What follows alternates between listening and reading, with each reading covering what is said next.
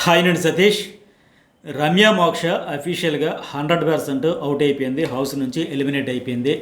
Shoot part కూడా complete అయిపోయింది. నేను మార్నింగ్ వీడియోలో న్యూస్ బౌల్ ఛానల్ కూడా చెప్పే కదా, ఆవిడ కన్ఫర్మే. కాకపోతే షూట్ కంప్లీట్ కాలేదు, పేపర్ వర్క్లో పెట్టేటప్పుడు ఇంకా 1% ఎక్కడో డౌట్ ఉంటుంది అని.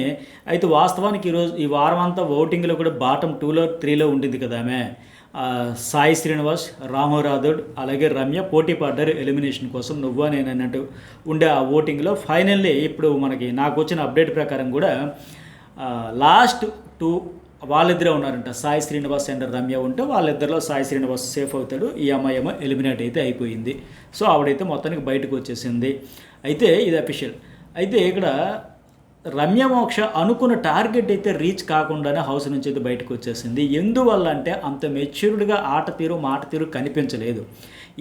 ఎట్లా చేసుకుందంటే ఒక టార్గెట్ చేసుకుని ఆ మెంటాలిటీతో ఆడింది. సాఫ్ట్గా నేనేంటి, నా పర్సనాలిటీ ఏంటి, నా స్కిల్స్ ఏంటి, నా టాలెంట్ ఏంటి, నేను ఎందుకు ఇక్కడ హౌస్లో ఉండాలి, అది ప్రూవ్ చేసుకుని ఆటోమేటిక్గా వాళ్ళ టాలెంట్ కావచ్చు, క్యాలిబర్ కావచ్చు, వాళ్ళ ఏమనేది ప్రూవ్ చేసుకుని ఎలివేట్ చేసుకుంటే బాగుండేది. వచ్చిన అవకాశం ఎట్లా అంటే మీరు గమనించారు క్లియర్గా, ఈ సీజన్లో పర్టికులర్గా కొంతమంది కంటెస్టెంట్లు చాలా వేగంగా అవుట్ అయిపోవడానికి, ఆడియన్స్లో కనెక్షన్ పాజిటివ్గా రాకుండా పోవడానికి ప్రధానమైన కారణం ఏంటో తెలుసా? ఈ రమ్యతో పాటు ఇంకొంతమంది కంటెస్టెంట్లు వాళ్ళు అటాకింగ్ గేమ్ని స్ట్రాటజీ కింద వాడారు. అట్లా ఆడుకుంటూ మొదలుపెట్టారు. స్టార్టింగ్ వాళ్ళు మైండ్ గేమ్ అనేది ఎట్లా అంటే, నేను వాళ్ళ మాస్క్ తీసేస్తా, వీళ్ళ బాండ్ బ్రేక్ చేసేస్తా, వాళ్ళని కడిగేస్తా, వాళ్ళని హైలైట్ చేసేస్తా, వాళ్ళ ఫేక్ గేమ్ని బయట పెట్టేస్తా. మీరెవరు చేయక్కర్లా ఆ పని. 70 కెమెరాలు ఉంటాయి, ఆడియన్స్ అంతా తెలివైన వాళ్ళు, ఎవరు అమాయకులు కాదు. వాళ్ళకి క్షుణ్ణంగా గమనించి నిన్న ఒక స్టాండ్ తీసుకున్నా, ఈరోజు ఒక స్టాండ్ తీసుకొని, నిన్న ఫేవరిజం చూపించా, ఈరోజు మళ్ళీ అన్ఫేర్ చేసావు. ఇట్లా ప్రతి సందర్భంలో నీ ఫ్రెండ్స్ ఉంటే ఒకలాగా, నువ్వు సంచాలకుగా ఉంటే ఒకలాగా, ఇట్లా ప్రతి దశలో కూడా ఇప్పుడు ఫుడ్ విషయంలో కావచ్చు, నోటు దురద విషయంలో కావచ్చు, తోటి కంటెస్టెంట్లు చులకనగా చూసే విధానం కావచ్చు, ఒక యారగెన్సీ కావచ్చు, యాటిట్యూడ్ కావచ్చు, ఇట్లా ప్రతి దశలో కూడా ఆ పని అంతా ఆడియన్సే చేస్తారు. మీరు ప్రత్యేకంగా నేను వచ్చాను, వీళ్ళ మాస్క్ తీసేస్తాను, వీళ్ళ బాండ్ బ్రేక్ చేసేస్తాను, ఆమెను పంపేస్తాను, రీతిని పంపేస్తాను, తనూజాన్ని ఉతికేస్తాను, ఇవన్నీ అక్కర్లా. ఈ అటాకింగ్ మోడ్లోనే చాలామంది రమ్యతో సహా వచ్చారు, అదే ఫ్లోలో వెళ్ళిపోయారు, బయటకైతే వచ్చేసారు అదే స్పీడ్గా. అందుకే ఆడియన్స్తో కనెక్షన్ తప్పింది. నువ్వెందుకు వచ్చావు, నీ పెయిన్ ఏంటి, నువ్వు లైఫ్లో అందులోకి ఈ అమ్మాయికి ఏంటి, మేము బిజినెస్ చేసుకునేటప్పుడు చక్కగా సూపర్ సక్సెస్ అయిందని, చాలా బాగా అయింది, మా దురదృష్టం కొద్ది నాన్నగారు సడన్గా చనిపోయారు, ఆ బాధలో మేము ఉండేటప్పుడు కొంతమంది మమ్మల్ని అన్పార్లమెంటరీ లాంగ్వేజ్ వాడి, అబ్యూజ్డ్ పదాలు వాడి తిట్టి ఇచ్చేస్తే మా సిస్టర్ ప్రెజర్లో ఒత్తిడిలో తట్టుకోలేక ఆవిడ కూడా అనేసింది, బాగా నెగిటివిటీ వచ్చేసింది. సో మేము అది కాదు, మేము సాఫ్ట్, మేము మంచిగా, మమ్మల్ని ఊరికే ఆడిపోసుకోవడం వల్ల అన్నీ చెప్పుకోలేము కదా, కొన్ని చాలా టూ మచ్గా టార్గెట్కి గురయ్యాము. వీళ్ళ సిస్టర్ తిట్టడంతో పాటు వీళ్ళు కూడా కొంత జరిగింది, వాస్తవమే. అలాంటప్పుడు ఏంటి, నువ్వు ఎంత పెయిన్ఫుల్ స్ట్రగుల్స్ ఫేస్ చేస్తున్నావో అంతకు మించి ఇక్కడ హౌస్లో వచ్చినా నేను ఆడతా, నేను ఉండాలి.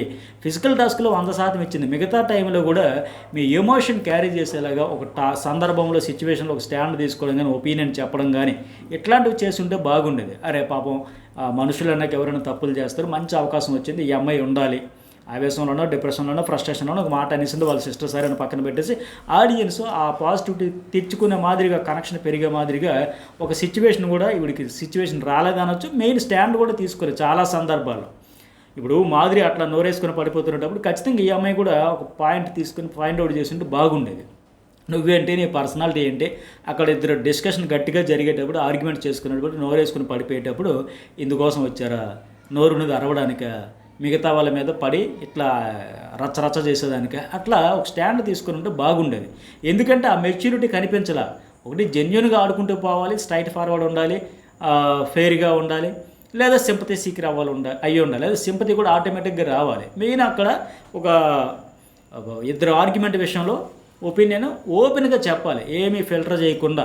మెయిన్ ఇప్పుడు 2 వారాల జర్నీ గురించి 2 ముక్కల్లో చెప్పాలంటే, ఫస్ట్ వీక్ అంతా మాధురితో ఉంది, పైగా ఆవిడికి ఎంత నోరు ఉందో, ఈవిడ కూడా ఆవిడతో కలిసినప్పుడు లాగిపెట్టి నేనైతే కొట్టేస్తా, కింద పెట్టి తొక్కేస్తా. డీమోన్ పవన్కి అంత ప్రేమగా చెప్పించావు బుజ్జి తమ్ముడు అని చెప్పి, సరే చాలా బ్యాడ్ అయిపోయావురా, చాలా జాగ్రత్తగా ఉండాలి, ఆ అమ్మాయి గురించి నాకు అనవసరం, నువ్వు ఎందుకు వచ్చావు, లవ్ చేయడానికి వచ్చావా, ఫ్రెండ్షిప్పా అని నీకు ఆయన పట్ల ఒక సాఫ్ట్ కార్నర్, ఒక పాజిటివ్ ఒపీనియన్ ఉండేటప్పుడు, ఆయన ఒక ఇన్నోసెంట్ అనేటప్పుడు ఆయనకు అంత ముద్దుగా ప్రేమగా పక్కన కూర్చోబెట్టుకొని చెప్పిన అమ్మాయివి. మరి అదే విషయంలో పవన్ కళ్యాణ్ సరే నీకు ఆయన మీద నీకు సాఫ్ట్ కార్నర్, ఒక పాజిటివ్ ఒపీనియన్ లేదు.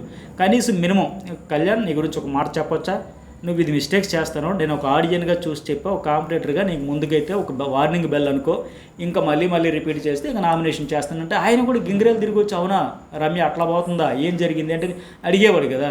ఆయన విషయంలో లాగి పెట్టి కొట్టేస్తే కింద పెట్టి తొక్కేస్తే ఇట్లా చెప్పి ఈయన విషయంలో అది కాదురా బుజ్జి తమ్ముడు అని ఇట్లా చెబితే ఆడియన్స్ ఏంటి ఈ అమ్మాయి తినవాళ్ళైతే ఎంత సాఫ్ట్ లేకపోతే అంత హార్ష్గా చెప్పుద్దా ఇట్లా పోయింది. మెయిన్ ఇప్పుడు దురదృష్టం ఏంటంటే ఆ మాధురికి ఇంటా బయట బాగా నెగిటివిటీ ఉంది. ఆవిడతో ఈవిడికి ఎమోషనల్గా ఎఫెక్ట్ కనెక్షన్ ఏర్పడింది. అది ఈవిడ గేమ్కి ఎఫెక్ట్ అయింది. ఆవిడ ఖచ్చితంగా మాధురి ఈ వారం సేఫ్ గేమ్ ఆడుకుని తప్పించుకుంది, కానీ నామినేషన్లోకి వచ్చి ఉంటే 100% ఆవిడ ఈ ప్లేస్లో ఈరోజు బయటకు వచ్చేయాల్సిందే. ఆవిడ సేఫ్ గేమ్లో భాగంగా తనూజ వైపు వెళ్ళిపోయి మాస్క్ వేసుకొని సేఫ్ గేమ్ ఆడేసుకుంటూ ఉండిపోయింది. సో ఇప్పుడు దురదృష్టం ఏంటంటే ఈ 2 ఉన్న వారాల్లో ఫస్ట్ వీక్ అంతా నోరేసుకుని పడిపోయి మాధురితో ఫ్రెండ్షిప్ చేస్తే సెకండ్ వీక్ అంతా అసలు నోరే విప్పన మోగజీవి సుమన్తో బాండింగ్లో ఫ్రెండ్షిప్లో ఉండిపోయాయి. సుమన్ ఏంటి ఇప్పుడు ఈ అమ్మాయికి ఒక బంపర్ ఆఫర్ బిగ్ బాస్ ఇచ్చాడు, ఫుడ్ పవర్. ఈ బిగ్ బాస్ హౌస్లో ఈ సీజన్లో ఫుడ్ చుట్టూ టెనెంట్స్ అన్నారు, ఓనర్స్ అన్నారు, వాళ్ళు పెట్టే కాఫీ కోసం టీ కోసం కావచ్చు, ఆ ఫుడ్ కోసం చాలా అవస్థలు పడ్డారు. ఇలాంటి దశలో ఆ ఫుడ్ పవర్ అనేది చాలా వాల్యుబుల్. ఫుడ్ కావాల్సినంత కంటెంట్ క్రియేట్ చేసుకోవచ్చు. నీకు వచ్చే ఫుడ్ అందరికి పంచడమో పెట్టడమో రూల్స్ బ్రేక్ ఏదో ఒకటి కంటెంట్ వస్తుంది కదా, ఆ గొడవలు వస్తాయి కదా. ఒక గుడ్డు వల్ల సంజనకి ఎంత గ్రాఫ్ పెరిగింది, ఎంత కంటెంట్ వచ్చింది. అట్లాగే నీకు వచ్చేటప్పుడు కూడా నువ్వు హ్యూమానిటీ ప్రదర్శిస్తావో రూల్స్ బ్రేక్ చేసావో ఏదో ఒకటి జరిగితే కంటెంట్ వచ్చింది అంతే తప్ప నోరే లేని సొమ్ముతో పెట్టుకుంటే ఏమైంది. ఆయన నాకు నోరిచ్చింది తినడానికి సైలెంట్గా ఉండడానికి అనేది అలా తిండి మీదే ఫోకస్ తప్ప 1% కూడా దానివల్ల కంటెంట్ జనరేట్ చేయలేకపోయారు. దానివల్ల దురదృష్టం అంటే ఈ అమ్మాయికే. ఇప్పుడు ఎమ్మెన్యేలు కానీ ఒక సంజననో లేకపోతే ఒక దివ్యనో లేకపోతే ఇద్దరు అబ్బాయిలు ఎవరు గౌరవ్ కానీ లేకపోతే ఇంకా ఆయన నిఖిల్ నాయర్ కానీ లేకపోతే ఇంకెవరితో తీసుకున్నా మెయిన్ చాలా యాక్టివ్గా ఉండే ఎమ్మెన్యేలతో షేర్ చేసుకున్న ఫుడ్ ఇతరికి అవకాశం ఇస్తానని సరే మంచి కంటెంట్ ఫన్నో ఫైరో ప్లస్ మైనస్ ఏదో ఒకటి వచ్చి ఉండేది. లేకపోతే సంజనాకి ఇచ్చినా సరే తినలేక ఇంకా మిగిలితే ఇంకొకరికి దానాలు ధర్మాలు చేసినా ఆవిడ ఉండేప్పుడు నేను పెడతా తినిపిస్తాను ఇవన్నీ చెప్పింది కదా. అట్లా చేసినా సరే ఏంటమ్మా అత్త సొమ్ము అల్లుడు దానం చేసేవాడిని ఇప్పుడు అడగడానికో లేకపోతే ఓకే సంజనా గారికి నేనే ఇమ్మని చెప్పి ఏదో ఒక రకంగా కంటెంట్ క్రియేట్ చేసుకునేదానికి ఆ ఫుడ్ చుట్టూ పైగా పర్టికులర్గా ఈ సీజన్లో ఒక కాఫీ కోసం ఒక టీ కోసం ఒక పండు కోసం చాలా చాలా చాలా గొడవలు పడ్డారు. అన్నపూర్ణలాగా పెట్టాల్సిన అవకాశం అన్నీ చెప్పినప్పుడు బిగ్ బాస్ చెప్పాడు ఓకే నీ కంటెంట్ ఫస్ట్ క్రియేట్ అవ్వాలి కదా, దానివల్ల నువ్వు రూల్స్ బ్రేక్ చేసిన అమ్మాయి మంచి డెసిషన్ తీసుకుంది వాళ్ళ కోసం పెట్టింది అని ఆడియన్స్తో నీకు ఒక పాజిటివ్ కనెక్షన్ ఏర్పడేదేమో. మెయిన్ ఆ సుమన్ శెట్టితో నోరేవి ఎప్పుడైనా ఫస్ట్ వీక్ అంతా నోరేసుకుని పడిపోయే మాధురితో ఉంటే నెగిటివ్ అయింది. రెండో వీక్ అంతా సుమన్ శెట్టి నోరే వేపన సుమన్ శెట్టితో ఉన్నంత కంప్లీట్గా సైలెంట్గా ఉండిపోయి హైడ్ అయిపోయి అసలు ఉందా హౌస్లో అనే పరిస్థితి అయిపోయాయి. ఫిజికల్ టాస్క్లు అయితే బేభత్సంగా ఆడగలదు, ఆడింది. ఇప్పుడు రీతిలో ఒక ఈఎంకి రీతికి ఒక మంచి ఫిజికల్ టాస్క్ పెట్టినా వేరే లెవెల్లో ఉండేది.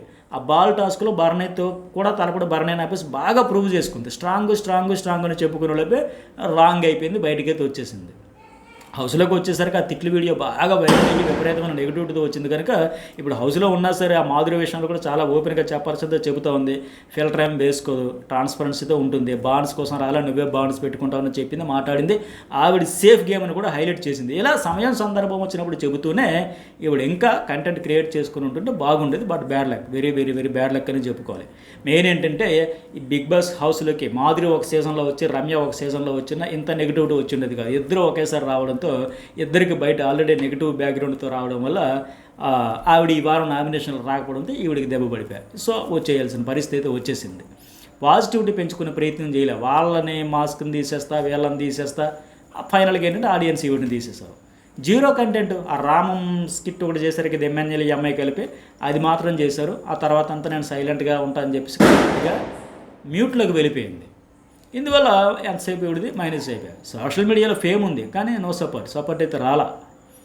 అలాగే ఇంకోటి ఏంటి ఈ అమ్మాయి ఉన్నంతసేపు కూడా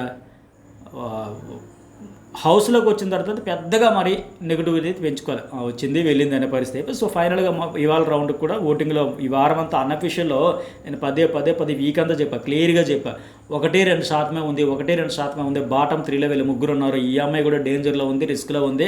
సాయి శ్రీనివాస్ తప్పితే వీళ్ళ వరకు వస్తుంది. సాయి శ్రీనివాస్కి మ్యాక్సిమం తప్పితే రాము రాము ఇలాగే జరిగింది. సో అన్అఫీషియల్లో 1-2% ఉందంటే అఫీషియల్గా అట్లాగే ఉంటుంది, అంతకుమించి ఏం జరిగిపోవు. ఫైనల్లీ అన్అఫీషియల్లో ఉన్నట్టుగా అక్కడ కూడా బాటమ్ 2లో సాయి ఈ అమ్మాయి ఉండి ఈవిడైతే అవుట్ అయిపోయింది. ఇంకా ఫుల్ డీటెయిల్గా ఏంటనేది న్యూస్ బోల్లో వీడియో అనలైజ్ చేసి ఆ వీడియో కూడా చూడని వారు అయితే చూడండి. ఈ వీడియోకి ఎంతవరకు లైక్ చేయని వాళ్ళు లైక్ చేయండి, సబ్స్క్రైబ్ అయితే 2 ఛానల్స్ చేసుకోండి.